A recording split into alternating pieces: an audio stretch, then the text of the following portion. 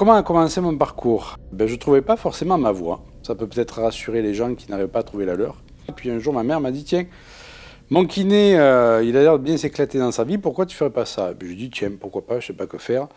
Donc j'ai préparé le concours en candidat libre et puis j'ai eu la chance de le réussir. Le problème, c'est que le métier, qui est pourtant un super métier, ne me plaisait pas forcément parce que je recevais des gens, mais je ne comprenais pas pourquoi il y avait telle douleur, etc. Donc, comme il s'est fait de plus en plus, les kinés se sont formés à l'ostéopathie, je me suis formé à l'ostéopathie, qui me donnait une compréhension un peu plus grande déjà de ce qui se passait dans le corps. Mais je sentais bien qu'il y avait une imprégnation de tout ce qui était émotionnel, psychique, dans les douleurs des gens, parce qu'ils me parlaient de leurs problèmes, quand est-ce que ça avait commencé, en même temps qu'un problème de famille ou un problème avec les enfants, etc. Donc là, j'ai trouvé que la kinésiologie était intéressante pour expliquer le lien entre le psychisme et le physique. Comment, à partir d'un choc émotionnel ou d'une contrariété, on pouvait effectivement débuter une crise de sciatique, un lumbago, un torticolis. Donc là, j'ai trouvé pas mal de réponses. Et puis ma curiosité aidant, je me suis formé de plus en plus à des thérapies, comme l'hypnose, la bioénergie, la naturopathie. Et je me suis aperçu que c'était important pour moi de ne pas cloisonner chaque technique, parce que chaque technique amène des choses intéressantes. Et ce qui me plaît dans ce concept de thérapie holographique ou alors holistique, c'est vraiment la notion de je vais prendre un peu de là, je vais prendre un peu de là, je vais prendre un peu de là, et je vais faire ma technique à moi, en fait. Et je trouve que c'est important qu'un praticien puisse savoir ce qui se fait ailleurs, parce qu'effectivement, je reçois des personnes pour lesquelles je ne peux pas grand-chose, mais je sais que telle technique peut peut-être plus. Donc ça va m'aider à orienter cette personne vers telle ou telle pratique que moi je n'ai pas forcément dans ma trousse à outils, mais qu'un autre praticien peut avoir. C'est pour ça que j'ai eu à cœur d'aller explorer pas mal de thérapies pour essayer d'avoir une lecture, je dirais, multidimensionnelle. C'est-à-dire, je peux agir sur le physique comme je peux agir sur l'émotionnel, sur le psychisme, sur le spirituel. Et on peut savoir aussi précisément où commence la problématique de la personne. La personne, elle peut avoir un problème physique, mais qui soit d'origine émotionnelle. Si je m'adresse seulement au physique, je ne vais pas m'adresser à la cause de sa problématique. J'ai découvert justement qu'il y avait des tas d'autres médecines qui, depuis des millénaires, ont une vision différente que la vision matérialiste. La vision matérialiste, c'est qu'il y a le corps physique, c'est tout ce qui existe, on soigne le corps physique et le reste, on n'entend pas parler.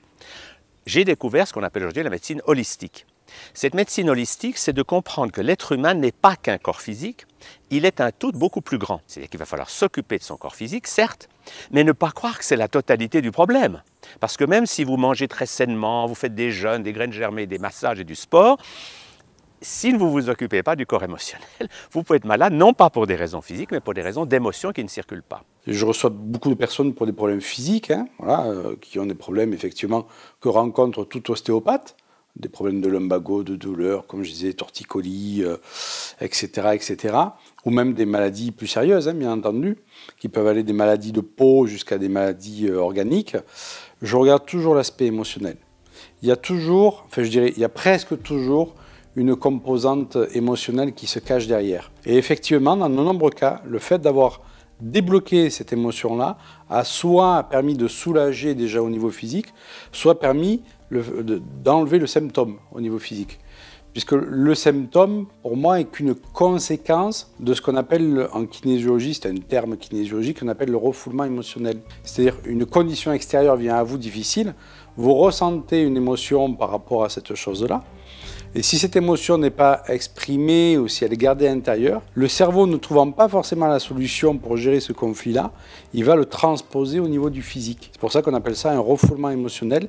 Et en kinésiologie ou même dans d'autres thérapies, on sait que chaque symptôme douloureux est l'expression d'un refoulement émotionnel. C'est très rare quand on dit à une personne à tel moment vous avez eu tel problème au niveau de la famille, au niveau professionnel, puisqu'on a la capacité de le voir par une lecture du corps, à travers différents tests kinésiologiques ou autres, c'est très rare que la personne nous dise « non, vous vous trompez ». La plupart du temps, elle va vous dire « oui, effectivement ». Donc en fait, il ne va pas y avoir une focalisation sur ce qui a commencé le problème, parce que la personne, la plupart du temps, le sait. Elle a eu un choc émotionnel parce qu'elle a eu très peur pour son fils, qui a eu un accident, par exemple. On ne va pas en parler dépendant des lustres. Ce qui est important, c'est de la reconnecter à son potentiel pour qu'elle puisse débloquer tout ce qui a été bloqué à l'instant T. Au moment de ce choc-là, quand il y a eu cette très forte peur, par exemple, cette personne, elle a bloqué telle énergie, l'énergie du rein, par exemple, l'énergie de l'estomac. Et tout ce blocage énergétique va engendrer, lui, à son tour, des problèmes physiques. Ce qui est important, c'est de refaire circuler l'énergie pour que la personne elle puisse effectivement se reconnecter à son mode de fonctionnement optimal.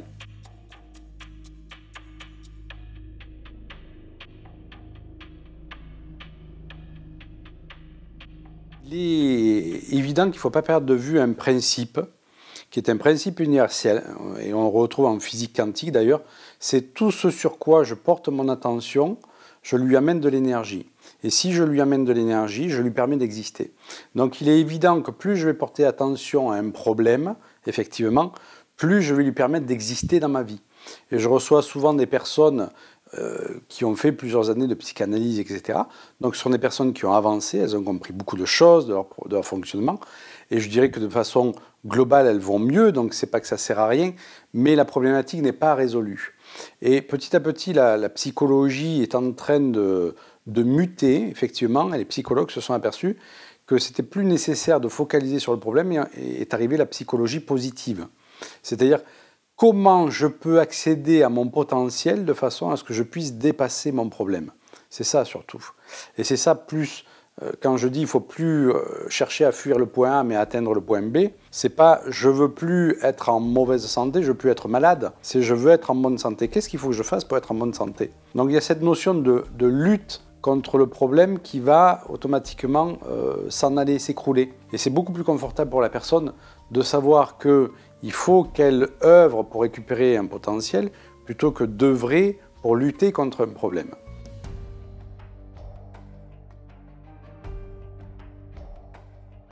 Effectivement, que de prendre un problème et le mettre sous un tapis, ça ne sert à rien. C'est comme dire à une personne, ne pense plus à cette chose qui t'a fait du mal. On n'y arrive pas. Ça, c'est encore un refoulement encore plus important. Moi, je sais que pour ma part, j'ai eu un père qui était très dur. Donc, ça laisse automatiquement des empreintes. Ça peut être des comportements colériques, etc. Et tant que j'essayais de lutter contre cette colère, je ne faisais que l'amplifier. Et je m'apercevais que j'allais mieux, effectivement. Mais dès qu'il y avait un petit truc qui venait me titiller, tous les efforts que j'avais faits, ils étaient réduits à néant. Donc, je me suis dit, mais qu'est-ce que je veux atteindre ? Je ne veux plus fuir la colère, je veux faire quoi? Je veux être en paix. Tout simplement, j'ai commencé à demander à l'univers cette paix intérieure. Je me suis dit comment je serais dans ma vie si j'étais en paix à l'intérieur de moi-même. Donc vous voyez, j'ai plus focalisé sur le fait que je vivais la colère de mon père quand il était enfant, etc., et que j'avais récupéré ça, et je faisais un mimétisme par rapport à cette colère. Je savais que ce n'était pas la mienne, j'étais en mimétisme. À force de me poser cette question, comment je pourrais être en paix à l'intérieur de moi? J'ai commencé à sentir cette paix à l'intérieur de moi. Et je peux vous assurer que maintenant, cette colère, c'est très rare que je la ressente.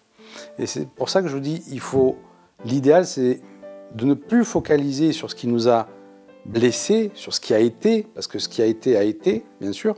Ça n'empêche pas qu'on peut travailler au-dessus pour enlever la charge émotionnelle négative. C'est-à-dire, on ne refait pas l'événement, bien entendu, mais on peut enlever la souffrance qui est dessus. Et surtout, qu'est-ce que je veux atteindre? J'ai eu la souffrance avec mes parents? D'accord, la situation, elle est comme ça. Qu'est-ce que ça m'empêche de faire dans ma vie? Est-ce que ça m'empêche, moi, d'être bien dans mes baskets? Est-ce que ça m'empêche d'être en paix? Eh bien, c'est ça qu'il faut atteindre. Et ça, on n'a pas besoin de tourner pendant des années autour pour pouvoir atteindre cet état-là. Et c'est là où les thérapies quantiques, je dirais, sont intéressantes parce qu'elles nous permettent d'atteindre rapidement cet état-là. Lorsque l'on s'aperçoit qu'autour de nous, il y a des choses négatives, il y a deux possibilités. Soit on peut les combattre en pensant que c'est juste et que c'est quelque chose de bénéfique ou que c'est quelque chose même de l'ordre du don de soi, d'aller défendre une cause. À ce moment-là, est-ce qu'on en est conscient si l'on choisit cette option que d'aller lutter contre, c'est nourrir cette énergie négative. Lutter contre, c'est entrer en collision avec une énergie.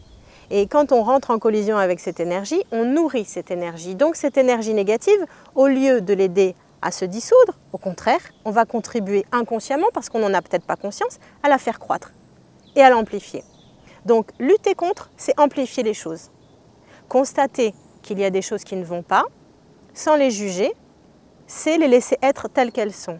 Et par ailleurs, faire croître, utiliser son temps, son énergie, sa conscience, à développer l'amour en soi et autour de soi, à l'incarner, à le vibrer, ça permet d'amplifier l'amour, les énergies positives, l'évolution. Parce que de toute façon, notre nature est infinie. Et la seule chose qui nous limite, c'est la peur.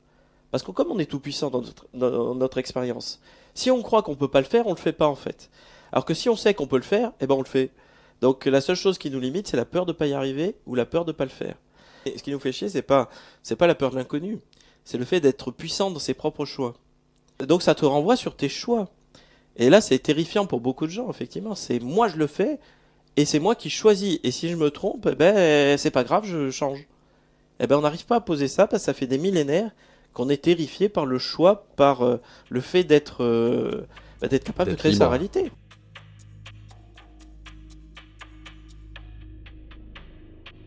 Ça, c'est la physique quantique qui nous a appris ça, effectivement. Depuis Max Planck, depuis les années 40, avec la théorie des cordes, qui a montré que l'atome, effectivement, c'était de la matière, c'était un corpuscule, mais au-delà de ça, c'était quand même avant tout une vibration. Et la physique quantique, de travailler de plus en plus sur ce concept, nous permet de comprendre des choses très intéressantes. C'est que la moindre molécule, le moindre atome vibre. Cette ambitieuse théorie qui sonne compliquée repose sur une idée étonnamment simple. Elle postule que tout dans l'univers, de la plus infime particule à l'étoile la plus lointaine, est fait d'un même ingrédient. Des brins d'énergie vibrants incroyablement petits qu'on appelle des cordes. En d'autres termes, l'univers est comme une formidable symphonie cosmique, résonnant de toutes les notes que peuvent produire les vibrations de ces petits brins d'énergie. Et donc, comme nous sommes composés d'atomes, comme l'univers est composé d'atomes, le rocher, l'animal, les planètes, etc., sont composés d'atomes. Donc, c'est ce qui nous fait dire que tout est en vibration. Et donc, on s'aperçoit que dans l'univers, tout est en mouvement. Il y a toujours un mouvement infini de ces fameuses cordes, donc de toutes ces fréquences vibratoires. Voilà, c'est comme si l'univers était toujours en fréquence vibratoire, comme ça. Donc, on dit bien que la vie, c'est le mouvement.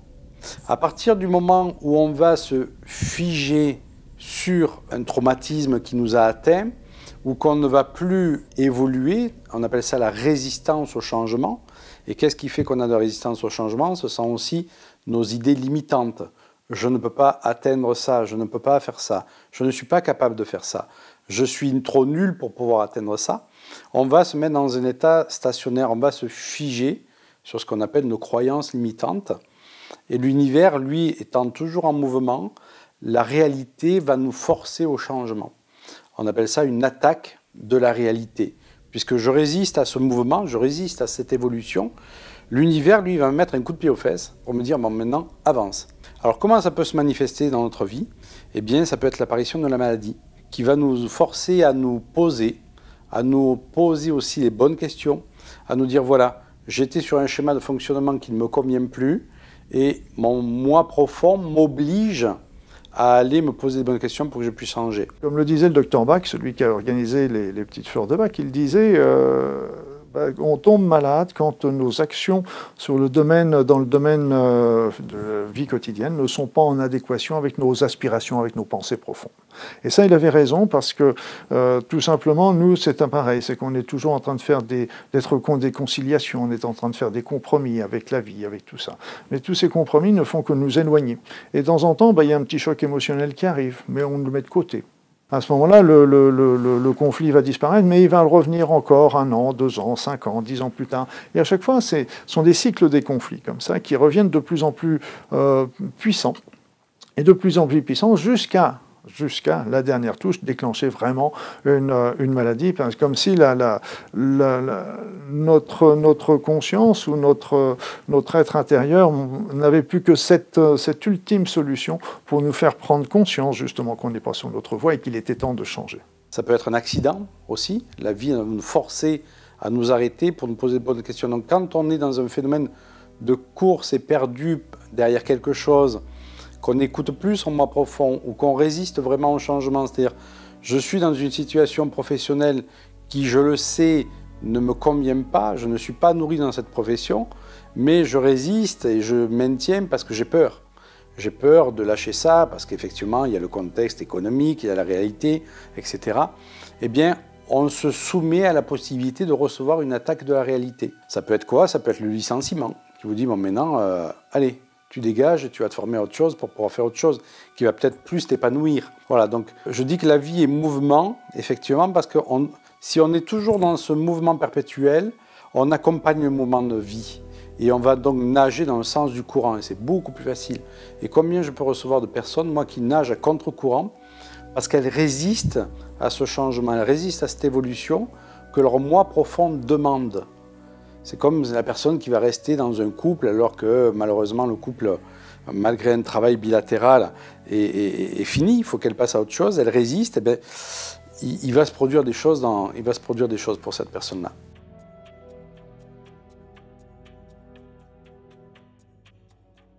Ce sont nos croyances limitantes, c'est notre mental, hein, c'est tout ce qu'il a pu emmagasiner comme information depuis tout petit et qu'on a pu lui dire, mais oui, mais tu vois, dans la vie, il faut être sérieux, tu vois, quand on a un travail comme ça, on ne le quitte pas, tu vois, il faut ci, il faut ça, etc.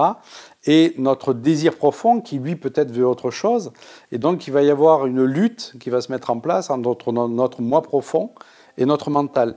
Mais il faut savoir que l'appel du moi profond, on peut le faire taire pendant un moment, mais on ne peut pas le faire taire pendant longtemps. Parce que si on étouffe trop l'appel de notre moi profond, eh bien, une des possibilités qu'il a de s'exprimer dans notre vie, c'est la maladie, par exemple. C'est le symptôme. Quelqu'un qui a toujours mal au dos, par exemple, et qui va chez un ostéo 1 fois, 2 fois, 3 fois, 10 fois, à un moment donné, il faut s'arrêter et dire stop. Il n'y a pas forcément d'hernie discale à la radio ou à l'IRM. Ok, mais cette personne a toujours mal au dos. Qu'est-ce qui ne va pas dans ma vie? Qu'est-ce qui ne va pas dans mon couple? Qu'est-ce qui ne va pas dans mon épanouissement? À quel moment je dois me poser la question pour me dire, ok, bon maintenant, stop, mon corps veut me dire quelque chose. Et c'est là où rentre le concept, le mal-a-dit, la maladie. Hein. C'est notre moi profond qui parle là, pour nous dire que ce qu'on vit n'est plus en adéquation avec ce que lui voudrait vivre. On est dans un état, on passe dans un autre. On est dans une phase de changement, donc on change d'état sans arrêt. Guérir, souvent les gens prennent dans l'idée, j'étais dans un état, je change d'état où je me sens en déséquilibre, par exemple parce que j'ai une bronchite, parce que je me sens pas bien, et je veux revenir dans cet état antérieur où j'étais bien. Guérison, c'est comme ça que c'est compris. Non, c'est comme quand tu marches, tu te mets en déséquilibre pour faire un pas vers une nouvelle structure plus équilibrée. Donc on peut le vivre, comme je t'ai dit, par une maladie, qui est une évolution, mais si on accepte de travailler de l'intérieur, on n'est pas obligé de le vivre de l'extérieur. C'est un moment à aller trouver, intégrer l'évolution à l'intérieur pour ne pas le vivre à l'extérieur avec un truc qu'on n'a pas envie de vivre. C'est préventif en fait, quelque part. C'est plus que ça, c'est qu'à un moment, tout devient cohérent dans ce que tu vis. Si on a dévié, c'est qu'on a perdu cette connexion à notre sagesse, à notre petite voix intérieure qui sait à chaque instant ce qui est juste et bon pour nous. On a une sagesse à l'intérieur qui n'a rien à voir avec l'intellect, avec l'intelligence rationnelle. C'est ce qu'on pourrait appeler l'intuition ou l'intelligence supramentale, au-delà du mental. Et quand on médite, on se reconnecte à cette sagesse. Et du coup, on va se reconnecter à cette partie qui sait ce qui est juste et bon et qui sait aussi comment guérir. Et on le voit notamment au travers de la respiration. Quand on est malade, quand on est stressé, quand on est en déséquilibre, souvent, on a une respiration qui est très superficielle.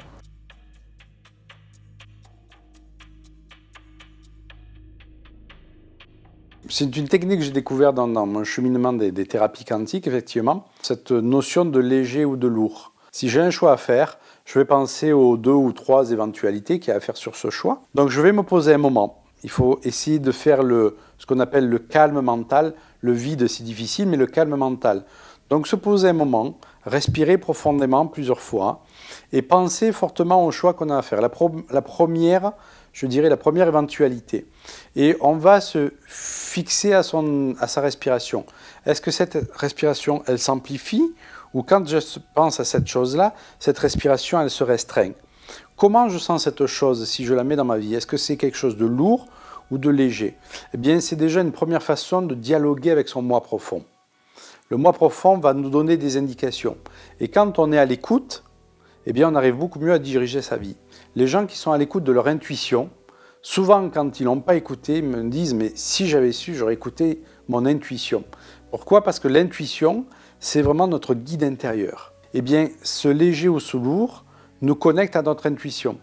Alors, ce n'est pas toujours facile de se connecter à son intuition parce qu'on a une première intention et puis après, le mental se met en train et va brouiller les pistes. Et du coup, on ne sait plus le message qu'on a reçu par rapport à telle ou telle chose. Eh bien, on peut y revenir avec cette notion de léger ou lourde. Moi, souvent, quand je dois faire un choix, je me connecte en pensant à la première éventualité. J'essaie de ressentir, et le niveau est différent, j'essaie de ressentir si c'est quelque chose qui me... ou si c'est quelque chose qui m'élève, c'est quelque chose de léger. Je peux vous assurer que je prends la solution où j'ai ressenti le léger. Et là, je sais que je ne me trompe pas. Tout revient pour moi, au fond, à de la présence et du lâcher-prise. Dit comme ça aide personne. Oui. Parce qu'en fond, tout revient à ça. Juste être présent et lâcher prise, dans l'instant présent. Et là, le centre, tu lui laisses cet espace et lui, il résout tout. Le corps, il renvoie des informations, on peut l'écouter. Le monde qu'on voit, c'est notre mental qui lui donne forme, hein. C'est pas un monde extérieur. Donc si c'est joli, c'est que le mental, il veut te dire d'y aller. Et si c'est pas beau, c'est qu'il te dit à un moment, n'y va pas des fois.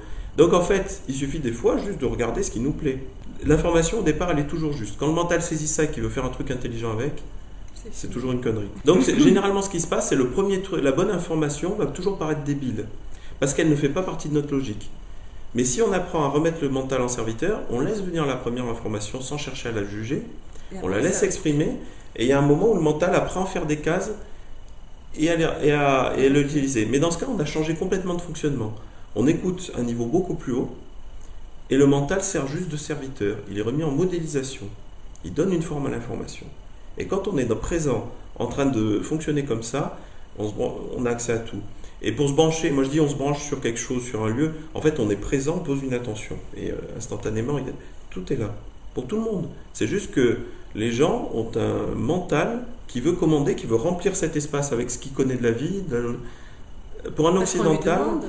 Oui, parce qu'on lui a demandé. Mais pour un occidental, pour moi, le plus gros travail, c'est de remettre juste le mental en serviteur. Le mental, lui, s'est construit à partir de tout ce qu'on a pu lire, de tout ce qu'on a pu entendre. Il réfléchit sur ce qu'on sait déjà.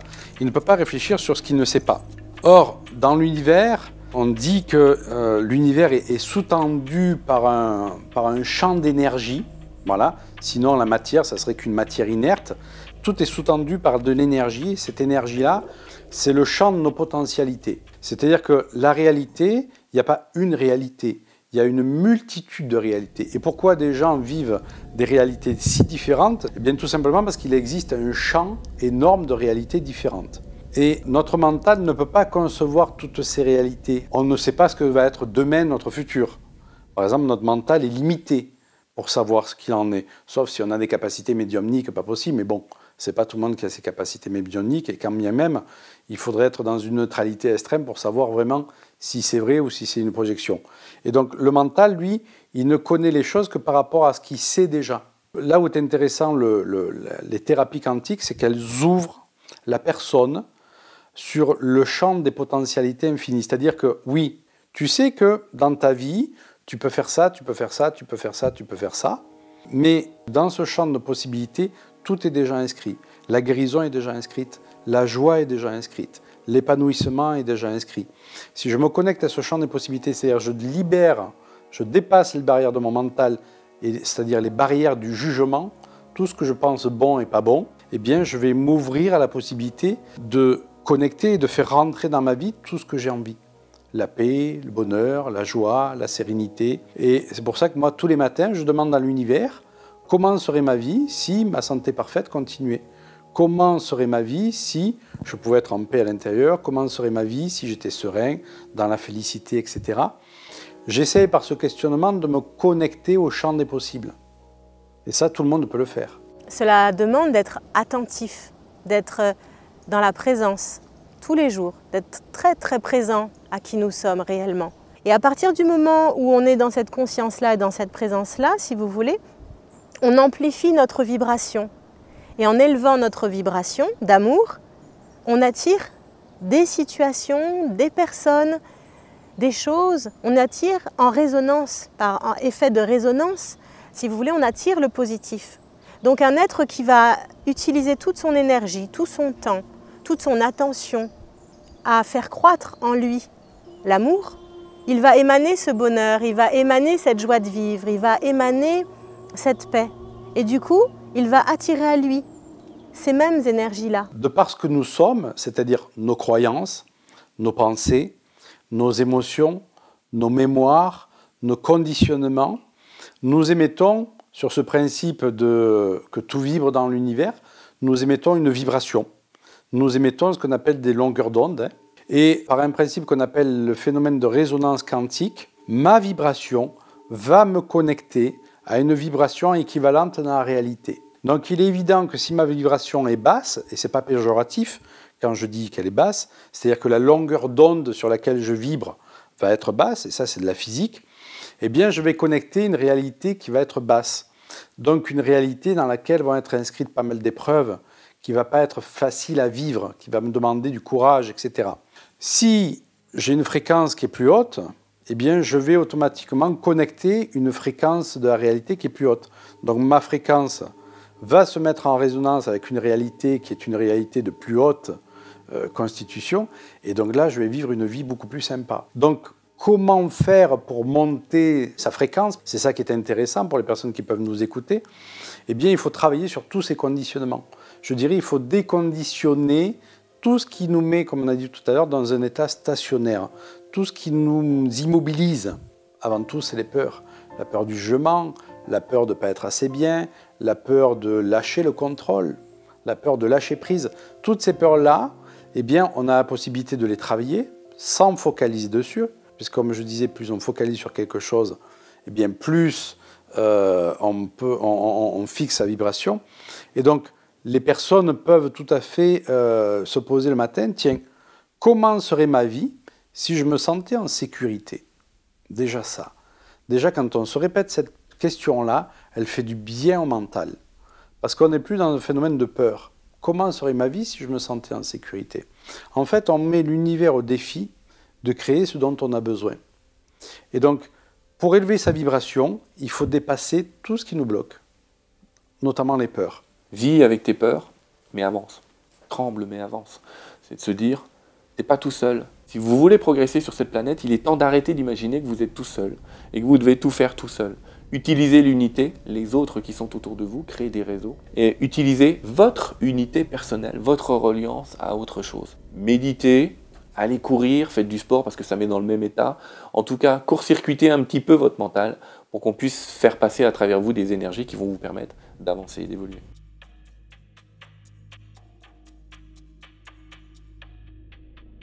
L'intuition, donc, qui va être à l'opposé du mental, puisque l'intuition n'est pas fixée sur le mental, au contraire, hein, c'est notre moi profond. L'intuition, c'est un dialogue de notre moi profond. Eh bien, elle va s'exprimer au tout début. Il faut vraiment être à l'écoute de la première sensation quand on est confronté à une situation.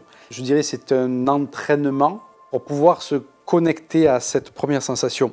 Très souvent, vous pouvez entendre des gens qui vont dire « mais si j'avais écouté la première sensation quand j'ai vu cette personne-là, je ne me serais pas planté quand j'y ai fait confiance ou que je me suis associé à elle. » Et on n'a pas écouté cette sensation parce qu'elle est automatique, cette sensation. C'est notre moi intérieur qui nous dit « fais attention ». Seulement, effectivement, nos conditionnements font qu'on ne s'écoute pas assez et on va faire taire ce mental parce que c'est pas bien, on est dans le jugement, etc., etc. Or, il faut retrouver ce chemin de cette spontanéité à écouter la première petite voix, la première sensation. Vous avez dû sûrement l'expérimenter quand on rencontre quelqu'un, tac. Soit on a ce petit truc qu'on n'arrive pas à expliquer. L'intuition, on n'arrive pas à expliquer ce qu'il en est. C'est après coup, quand on est passé par l'expérience, qu'on se dit, mais je l'ai eu le déclic au début. Mais on n'arrive pas à expliquer, c'est pas rationnel. Donc je dirais pour différencier le dialogue entre son moi profond et son mental, ce qu'on appelle le mental inférieur, qui nous manipule par les peurs, parce qu'attention, il ne faut pas jeter le mental à la poubelle, si on l'a, c'est pour quelque chose. Ce qu'il faut, c'est utiliser son mental, ce qu'on appelle supérieur. Le mental, on en a besoin. Quand on a besoin de résoudre une problématique qui est dans la matière, eh bien, on a besoin de notre mental. Quand on a besoin de faire des opérations, il faut notre mental, d'accord? Donc, le mental est séparé en deux parties, qui est le mental inférieur, qui, lui, je dirais, nous manipule par les peurs, les conditionnements, et le mental supérieur, qui, lui, nous permet d'avoir une compréhension de plus en plus grande de l'univers, et nous permet cette fameuse, entre guillemets, intelligence, hein, qui est au-delà de l'intelligence mentale. Il faut retrouver le chemin de cette première petite voix, de cette première impulsion. Et ça, c'est vrai que ça demande de se mettre un peu plus à l'écoute. Et l'univers aussi nous parle par les signes. Quand on ouvre vraiment son esprit, qu'on regarde les signes qui sont concomitants à chaque phénomène dans notre vie, à chaque circonstance, la vie nous parle par les signes. Il faut vraiment être attentif aux signes. Rien n'est le fait du hasard. On a un accident, ce n'est pas le fait du hasard. La vie veut nous dire quelque chose. On a un empêchement pour arriver à tel rendez-vous, la vie veut nous dire quelque chose. Quoi qu'il arrive, si tu es dans la scène, c'est qu'il y a une bonne raison. Et tu ne peux pas te distinguer de la scène. Et ce qui s'y passe fait complètement écho avec toi. C'est vraiment, dans l'humain, effectivement, on est conçu pour être séparé du reste, c'est fait pour ça. Donc pour croire qu'on n'est que ce personnage et ne même pas s'identifier à la scène. Mais il y a des niveaux plus hauts qui, eux, ne résonnent pas du tout de la même manière et qui perçoivent tout ce qui s'y passe. Donc ce qui veut dire que rien n'est anodin, aucun événement. Au point où ça peut devenir dérangeant d'en prendre conscience tout le temps, c'est ingérable. L'esprit humain ne peut pas gérer ça. Et à un moment, il faut accepter l'humain, hein, tu peux pas décrypter tout parce que tu pètes un plomb. Et puis juste accepter le ressenti, de vivre la résonance et l'évolution qu'elle implique chez toi. Donc en fait, il n'y a pas besoin de lutter. Ta vie elle-même est une évolution. C'est la vie elle-même, l'évolution. On ne peut pas non plus être attentif à tous les signes, sinon on peut voir des signes aussi de partout. Et on peut même voir, je dirais aller plus loin, des signes dans des choses qui n'en sont pas forcément. Alors comment faire la différence entre quelque chose qui est vraiment un signe et quelque chose qui n'en est pas un? Parce qu'effectivement, on ne peut pas avoir son attention branchée 24 heures sur 24 sur tout ce qui nous entoure. C'est de la paranoïa après qui se profile derrière. Bien moi, je demande à l'univers qui vienne me confirmer le signe que j'ai eu. Mais je demande souvent à l'univers qui me donne confirmation de ce signe que j'ai eu. Et je vais être à l'écoute. Très souvent, je vais avoir confirmation 2 fois ou 3 fois de ce que l'univers a voulu me dire, de ce que cette intelligence supérieure a voulu me dire, quand je n'ai pas compris la première fois, bien entendu, ou quand j'ai un doute. Donc on peut tout à fait demander à l'univers qui nous donne d'autres signes. Par contre, si on demande ça, il faut être à l'écoute. Alors ça peut se manifester comment? Ça peut se manifester aussi sous forme de pressentiment, sous forme d'intuition, sous forme de rêve, sous forme de circonstances extérieures. Hein. La matière va nous parler aussi à travers les signes.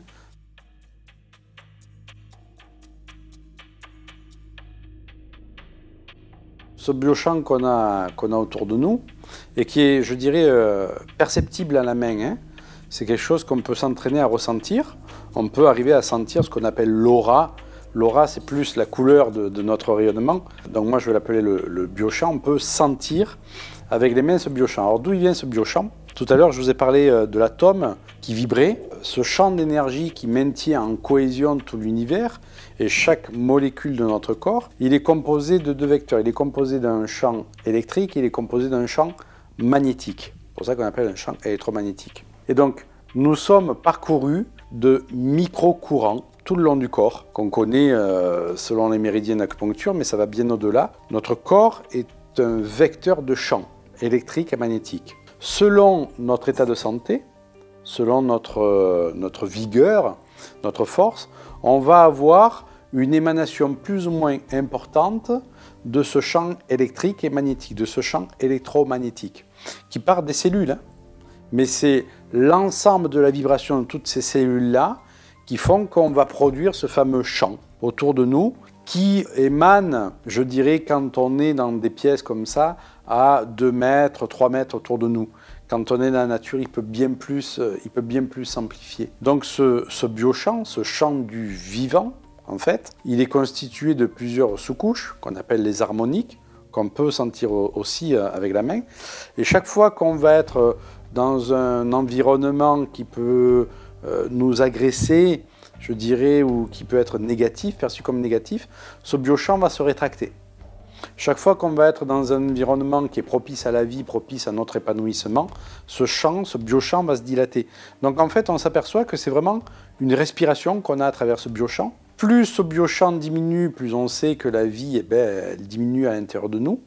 Donc c'est pour ça que c'est important d'avoir un biochamp qui est important autour de nous. Et ce biochamp, eh bien, il peut porter des pollutions, il peut avoir des fuites, il peut avoir des trous, il peut avoir des failles. Voilà, donc il peut avoir, je dirais, des altérations, je cherche le terme. Le but de la bioénergie, c'est de réparer ces altérations. Le bioénergéticien va, à l'aide de son ressenti, scanner le biochamp de la personne pour repérer s'il y a des masses de pollution, qu'on peut appeler ça des kystes, s'il y a des fuites, s'il y a des failles, s'il est percé comme un gruyère, s'il est décalé. on peut avoir eu un gros choc physique, et puis le biochamp s'est décalé, et puis il reste décalé. Et la personne, depuis ce choc physique, elle a des vertiges, elle se sent plus centrée, elle se sent à côté de ses pompes. Eh bien, vous recalez son biochamp, la personne, elle retrouve son intégrité. Ça, moi, ça m'est arrivé plein de fois, où la personne venait après un gros trauma physique, je touchais même pas la colonne, je recalais l'aura, et la colonne se remettait, elle, d'aplomb, par exemple. Hein. Donc ce biochamp, normalement, il se remet d'aplomb, normalement, mais dans certaines conditions, il ne se remet pas d'aplomb.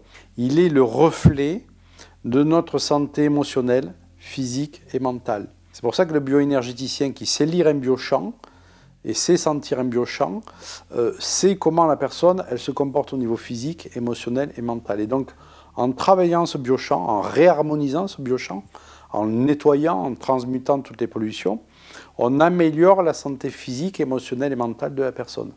Et donc, quand deux personnes sont à côté, leur biochamp s'interpénètre. Quand vous êtes confronté dans une foule, eh bien, vous ne formez plus des biochamps, vous formez un biochamp. Et c'est par là même que l'on est, je dirais, en correspondance vibratoire avec les autres. Parce que quand vous êtes, par exemple, dans une foule, au supermarché, dans un concert, imaginez le biochamp qu'il peut y avoir. On est tous serrés comme des anchois.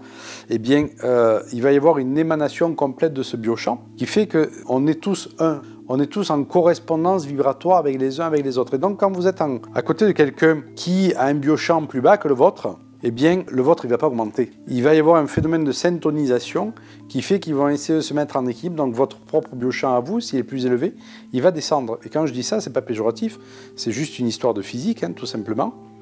Et donc, vous allez sentir immédiatement si la personne vous pompe de l'énergie.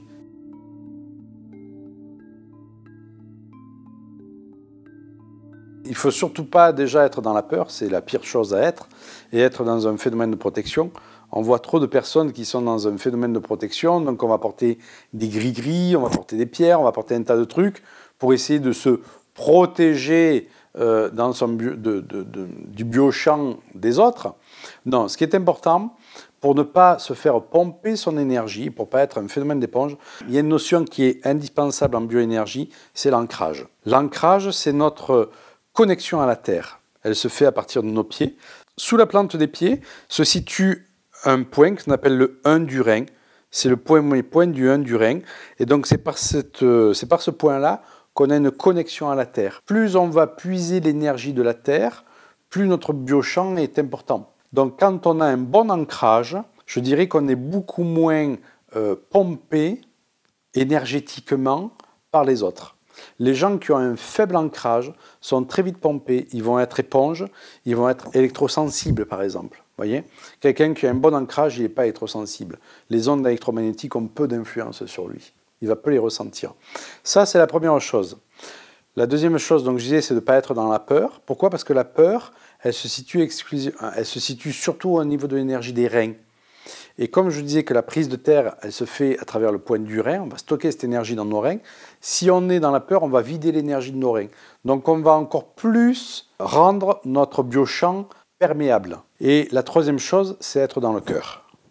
Le champ électromagnétique le plus puissant du corps, c'est le cœur. Le champ électrique du cœur est 100 fois plus élevé que celui du cerveau. Le champ magnétique du cœur est 5000 fois plus élevé que celui du cerveau.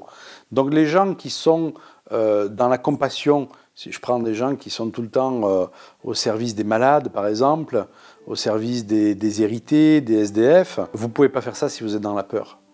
Parce qu'en moins de temps, vous allez être malade comme c'est pas possible. Il faut être dans le cœur. Si on prend des gens peut-être à l'extrême comme Mère Teresa, Sœur Emmanuel, c'était des gens qui pouvaient être au contact de n'importe qui. Pourquoi ? Parce qu'ils sont dans la compassion, ils sont dans le cœur. Ils sont dans leur générateur d'ondes positives. Donc vous générez tellement d'ondes positives que même si l'autre vous pompe de l'énergie, vous en produisez tellement que ça n'a pas d'importance en fait. Hein. Et en plus, c'était des gens qui étaient énormément dans le recueillement, dans la prière, dans l'introspection. Donc ils ont cette capacité aussi à se relier à quelque chose de plus grand, à être dans le cœur. Donc si vous avez un bon ancrage, vous êtes dans le cœur et vous êtes connecté à quelque chose de plus haut, mais vous ne craignez rien. Vous pouvez être au contact de n'importe quelle vibration, sans aucun problème. Donc il ne faut surtout pas être dans la peur, c'est le plus grand... je dirais, c'est vraiment ce qui va vous rendre le plus vulnérable possible, c'est d'être dans la peur.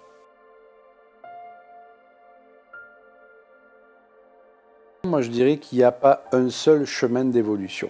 Il y a certaines personnes qui se sont incarnées, qui ont choisi un chemin plus difficile parce qu'ils ont besoin de passer par l'épreuve pour pouvoir évoluer. Certains n'ont pas besoin de passer par l'épreuve pour évoluer. Et cette croyance qu'on est obligé de passer par l'épreuve pour évoluer, pour moi, elle est erronée. Elle correspond donc à une croyance, parce qu'effectivement, certains, avant incarnation, donc l'âme a fait le choix de ce chemin d'épreuve, et c'est quelque chose qu'on peut retrouver sur un thème astrologique bien mené. Vous faites un thème naissance, on peut tout à fait voir la personne qui a choisi un chemin d'épreuve et l'autre qui ne l'a pas choisi. Je crois surtout qu'il ne faut surtout pas tomber dans la croyance qui est « l'épreuve est nécessaire pour avancer ». Non, si on est dans un... Comme je disais tout à l'heure, dans cette mouvance, dans ce mouvement perpétuel que demande l'univers et que demande la vie, si on ne résiste pas au changement, pourquoi l'épreuve viendrait à vous? Il n'y a pas de raison. Si on est dans cette résistance au changement, là, l'épreuve, on va la solliciter dans sa vie. Parce qu'elle va être effectivement le coup de pied aux fesses pour nous dire, bon, maintenant, tu vas changer ta vie ou tu vas changer ça et ça dans ta vie pour pouvoir évoluer. Donc, penser que l'épreuve est indispensable pour évoluer, pour moi, c'est une croyance limitante. En l'occurrence, moi, je préfère avancer dans la facilité qu'avancer dans l'épreuve. Donc, je dirais, je mène ma vie en ayant toujours les écoutilles bien ouvertes à ce que la vie veut me proposer et là où elle veut me faire avancer. Et j'essaie de ne pas résister. Je ne dis pas que c'est toujours facile, mais j'essaie de ne pas résister là où elle veut me mener. Parce qu'effectivement, si elle veut vous amener quelque part et que vous résistez, c'est là où il peut y avoir l'épreuve aussi. Donc je dirais qu'il n'y a pas une seule vérité, il n'y a pas un seul chemin. Il y a vraiment des gens qui ont choisi des épreuves pour avancer, d'autres qui ont des épreuves parce qu'ils n'écoutent pas sur leur chemin aussi, parce qu'il y a des épreuves qu'on peut éviter, il y a des épreuves qu'on ne peut pas éviter, mais croire que tout le monde a besoin des épreuves pour avancer, pour moi, c'est une erreur. Donc les Occidentaux restent persuadés que, pas consciemment, hein, inconsciemment, et ça dégueule par les oreilles de tout le monde, que si tu te branches dans la jouissance et dans le bas, tu vas en enfer. On croit que la jouissance est finie, qu'il y a un pôle au milieu de la pièce où il y a 10 pilules de jouissance et qu'on est 20 à vouloir les prendre. Donc si toi tu jouis, ça veut dire que tu as volé ta pilule à quelqu'un. Hein. Ça veut dire qu'en fait, il y a quelqu'un qui souffre à cause de toi. Et ça, c'est tellement profondément ancré que si toi tu as quelque chose qui te plaît dans ta vie et que tu en jouis, eh ben ça veut dire que tu es vraiment un salaud. Et tout le monde le vit comme ça. Et par contre, si t'en as chié, ça veut dire que t'as laissé la pilule à un autre et t'es un saint ira au paradis. Eh ben c'est une grosse connerie, parce que la jouissance elle est infinie, et elle est pour chacun, et il n'y a pas du tout un bol au milieu. Et c'est pas parce que t'en chies que les autres ils vont mieux. Tu vois? Et c'est pas parce que tu jouis que les autres ils vont moins bien. Et c'est juste un choix perso à faire pour chacun. Et on grandit autant dans l'ombre que dans la lumière. C'est-à-dire que peu importe que tu choisisses d'aller dans des trucs abominables ou des trucs de jouissance, eh ben tu vas te retrouver au même point après. Tu auras intégré l'événement, les choses de la même manière. Donc à un moment, tu sors de la logique, j'ai envie d'en prendre plein la gueule, et bah, tu le fais en jouissance, ça marche tout pareil. Hein.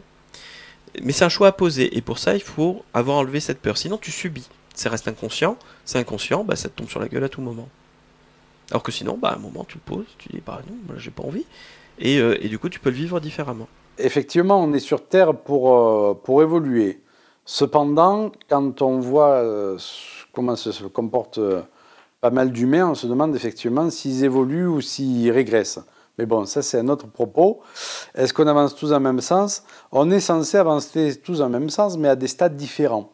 C'est pour ça qu'on a du mal à se comprendre et qu'on ne comprend pas que le voisin n'évolue pas de la même manière que nous, parce qu'il n'est pas venu expérimenter les mêmes choses que nous, en fait. Nous, ce qu'on fait dans notre boulot, que ce soit dans la thérapie quantique ou en bioénergie, c'est qu'on va permettre à la personne qui est bloquée à un stade de se débloquer, en fait, de continuer son évolution. Ce n'est pas nous qui contrôlons son évolution, loin de là, mais elle peut être sur un état stationnaire et avoir du mal à avancer parce qu'il y a une épreuve qui l'a bloquée, elle a fait un burn-out, une dépression, une maladie, j'en sais rien, et elle est bloquée.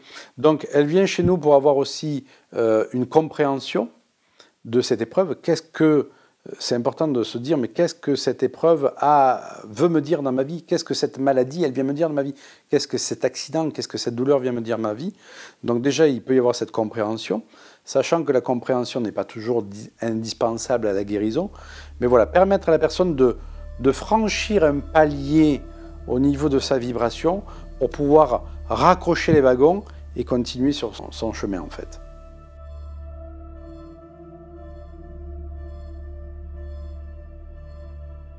La tradition hindouiste, ils disent que tout est maya, tout est illusion, tout est vibration, donc tout est énergie. Même cette table qui est devant moi ou cette chaise sur laquelle je suis assise, qui pourtant est palpable et perceptible par mes 5 sens, d'accord? Eh bien, elle est illusion dans la mesure où je ne vois qu'une partie de cette réalité. La partie vibratoire de cette chaise-là ou de ce meuble, je ne la vois pas. Mes yeux ne peuvent pas percevoir la structure moléculaire et la vibration qu'émet chaque atome. C'est en ça qu'on dit que on ne peut percevoir le monde que selon nos 5 sens. Les ondes électromagnétiques, les ondes Wi-Fi, les ondes télé, radio, etc., Dieu sait qu'elles existent, mais nos yeux ne peuvent pas les percevoir. Nos oreilles ne peuvent pas les entendre. Et pourtant, c'est quelque chose qui existe. Et donc la perception que nous avons de vivre dans un univers à 3 dimensions spatiales pourrait finalement être totalement fausse. Il est possible que nous vivions dans un univers qui aurait plus de dimensions qu'il n'y paraît. On pense que ces dimensions supplémentaires existent parce qu'elles découlent des équations de la théorie des cordes. Les cordes ne peuvent se déplacer que s'il y a plus de 3 dimensions. Ça a été un choc pour tout le monde, mais on a appris à vivre avec. Pour la plupart d'entre nous, il est quasiment impossible de se représenter ces dimensions supplémentaires. J'en suis incapable. Et ce n'est pas étonnant. Notre cerveau s'est développé en ne percevant que les dimensions spatiales dont on fait quotidiennement l'expérience. Alors, comment s'en faire une idée? C'est en ça qu'on dit que le monde est illusion, parce qu'il y a une partie invisible qui est pourtant là, qui est présente. Et la physique quantique nous montre maintenant que tout ce qui est dans le visible a d'abord été fabriqué dans l'invisible. Si j'en viens à dire ça, c'est que donc on est des êtres de chair, d'accord? Dans l'invisible, il faut savoir, et Dieu sait que je collabore avec ça quand je suis en séance, il existe ce qu'on appelle des présences invisibles, qu'on peut appeler les anges, qu'on peut appeler les archanges, qu'on peut appeler différentes hiérarchies spirituelles ou angéliques, qui sont en fait des vibrations, qui sont des fréquences, des bandes fréquentielles, qu'on peut appeler pour nous aider dans notre vie. La dimension où sont ces êtres, c'est une dimension dans laquelle on est nous aussi. On voit cette conscience se balader en 4 dimensions, mais il y a une part de nous-mêmes qu'ils appellent le divin, qui s'appelle l'être un, que certains enseignements appellent la présence. Une part de nous-mêmes est capable d'être dans toutes les dimensions en même temps à une vitesse très très rapide. Et eux sont dans cet espace qui est un espace d'évolution. C'est un espace où en fait on y accède qu'en dépassant nos propres limites, nos propres limitations, nos propres champs de ce qu'on appelait nos possibles. Ils disent le champ des possibles, mais nous on a nos croyances, nos pensées qui viennent limiter l'expérience. Humainement, on est limité par nos 5 sens qui viennent nous apporter des informations sur l'extérieur, plus ou moins complètes, parce qu'on sait qu'en subliminal, on en perçoit beaucoup plus que cette limite qu'on se donne. Et quand on rajoute la dimension supérieure du temps et de l'espace, on a des dons et des capacités qui est de voir tous ces possibles en même temps, et d'agir et de discuter. Ces êtres de lumière ou ces maîtres ascensionnés viennent nous parler pour nous donner toujours le même message, pour nous dire justement, aujourd'hui, vous avez une faculté qui est intéressante, vous pouvez, sans mourir entre guillemets, accéder à cette dimension supérieure. Pour accéder à cette dimension supérieure, vous devez utiliser une énergie et une force. C'est la force du vide, nous diraient les scientifiques, mais eux ils disent, c'est la force de l'amour. C'est important, je pense, de s'ouvrir perceptiblement, pas mentalement, mais perceptiblement, à ce monde de l'invisible. Chaque fois que l'on désire quelque chose, chaque fois que quelque chose va nous arriver, il se prépare déjà dans l'invisible. La guérison se prépare déjà dans l'invisible, donc dans la vibration, dans tout ce qui est vibratoire. Et notamment, il y a des gens qui sont de plus en plus, je dirais, hypersensibles à ça, on appelle ça les électrosensibles. Eh bien, ils peuvent arriver à être complètement malades par des choses qui sont complètement invisibles. Et c'est pour ça que c'est difficile pour la médecine de le prouver, parce que c'est de l'impalpable, c'est de l'immatériel, en fait. Hein. Et donc, quand on dit que le monde est illusion, c'est ça, c'est que nous ne percevons avec nos 5 sens qu'une partie de cette réalité qui nous entoure.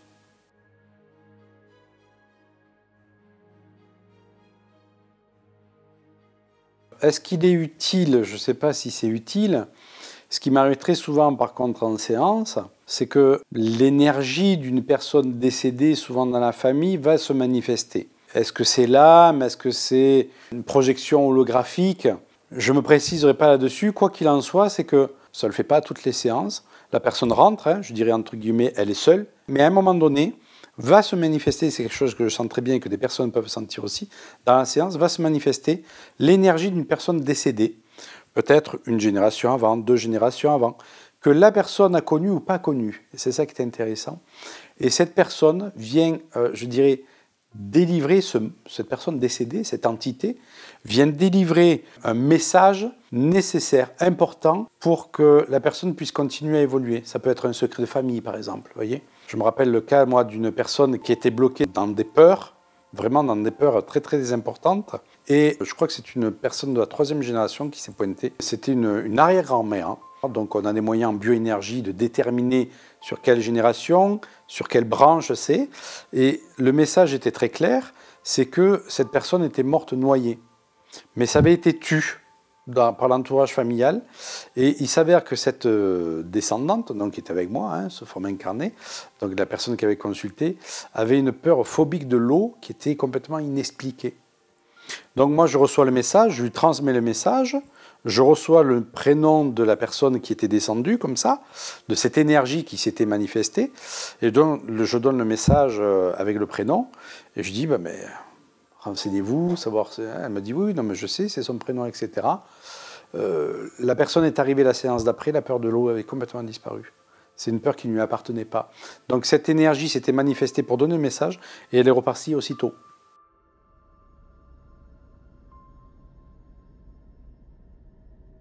Je dirais que les canaux par lesquels on peut recevoir les informations sont plus ou moins performants selon les thérapeutes. Il y en a qui vont avoir de la clairvoyance, d'autres de la clairaudience, d'autres un sentiment. Moi, c'est plus de la clairaudience. On vient, j'entends des choses, on vient me dire les informations. Voilà. J'ai parfois quelques images, mais c'est souvent plus de la clairaudience. Il s'avère qu'après, quand on demande confirmation à la personne se renseigne auprès de sa famille, et puis ça m'est arrivé, ça m'arrive tous les jours, ça. Et la personne revient en disant, oui, effectivement, ce que vous m'avez dit la dernière fois, c'était bien ça, il y a bien eu telle et telle chose dans ma famille, etc. Ce sont vraiment des personnes qui sont désincarnées, mais qui peuvent redescendre dans des plans vibratoires bas, parce que nous sommes dans la réalité sur un plan vibratoire bas. Il y a des plans vibratoires, il y a des plans de fréquence beaucoup plus hauts. Et Dieu sait que l'âme, quand elle se désincorpore, elle doit rejoindre ces plans de fréquence beaucoup plus élevés que le nôtre. Je sais que l'âme peut descendre, ou cette énergie peut descendre sur un plan plus bas, nous donner un message, et ensuite repartir sur un plan plus haut. C'est comme ça que les êtres décédés peuvent aussi nous aider.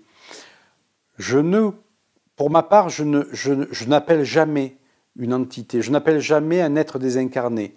Si l'être désincarné vient se manifester dans une séance, c'est parce que lui, il a décidé.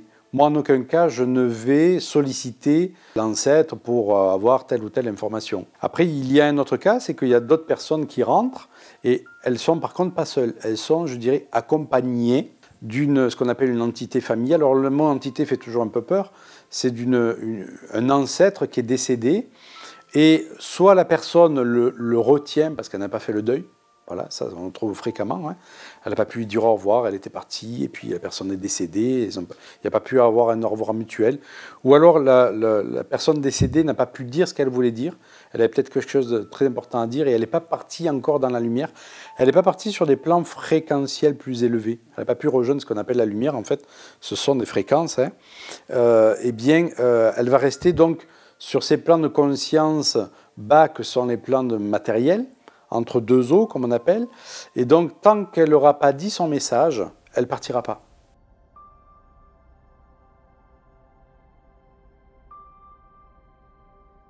L'esprit analogique devance toujours l'esprit scientifique, c'est-à-dire qu'on va découvrir des choses par empirisme, d'abord, d'accord ?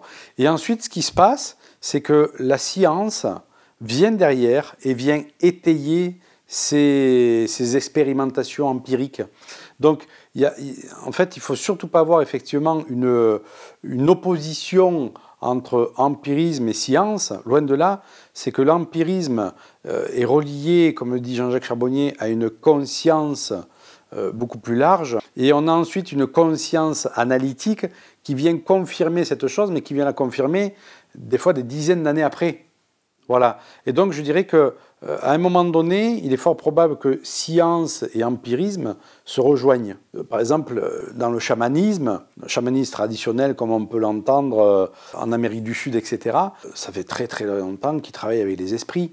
Et même nous en Occident, hein, y a des gens, les druides, etc., travaillent les esprits. Et bien, petit à petit, cette science quantique nous montre que tout ceci n'était pas illugubration, mais qu'il y a bien quelque chose qui avait été expérimenté. Le problème, c'est voilà, le mental ne peut pas tout comprendre. Et la science est quand même basée sur le mental supérieur, bien entendu. Et qu'il faut laisser le temps à l'évolution, il faut laisser le temps au mental d'évoluer pour qu'il puisse étendre le champ de ses connaissances pour valider ce qui, peut-être 10 ans, 50 ans ou 100 ans avant, avait été perçu de façon empirique. Alors, ce qui est beau là-dedans, c'est qu'on arrive à, pour moi, une réconciliation, où les médecins classiques, les scientifiques, les chercheurs, les physiciens, les guérisseurs, les chamans, on va pouvoir tout réunifier dans une optique qui soit de ne plus se battre les uns contre les autres, mais qui soit le fait de partager nos connaissances, nos informations. La physique quantique, c'est une physique de la conscience, voyez. Et des gens, justement, il y a beaucoup de gens, comme Deepak Chopra ou d'autres, qui sont justement des gens qui font le pont et qui montrent qu'il faut arrêter d'opposer la science avec la spiritualité. Ce sont toutes des approches qui vont vers la même chose. Et la conclusion de tout ça, c'est de savoir qui nous sommes. Si je crois que je suis un être de matière avec un cerveau gauche seulement qui fonctionne, j'ai une vie limitée. Si je m'ouvre, je comprends mon corps physique, mon corps émotionnel, mon corps mental et je m'ouvre au spirituel, j'entre dans une vie de plus en plus joyeuse, agréable. Et c'est ça le but, c'est qu'on crée une humanité consciente, libérée de toutes les folies et de tous les dogmes du passé. Pour moi, la seule différence entre ceux qui ne travaillent pas sur eux et les autres, c'est que ceux qui ne travaillent pas sur eux, ils le vivent à l'extérieur, pas forcément dans des événements qu'ils auraient eu envie de confronter. Pour moi, c'est du bien-être en fait. Le travail énergétique, c'est pas chercher à tout prix l'évolution, elle a lieu. C'est chercher à la vivre vraiment dans la jouissance. Pas dans une souffrance où tu te confrontes à toutes tes peurs tous les matins, parce qu'on arrive dans une phase où les choses elles sortent de derrière le tapis, ça veut dire que ça peut être vécu très très douloureusement.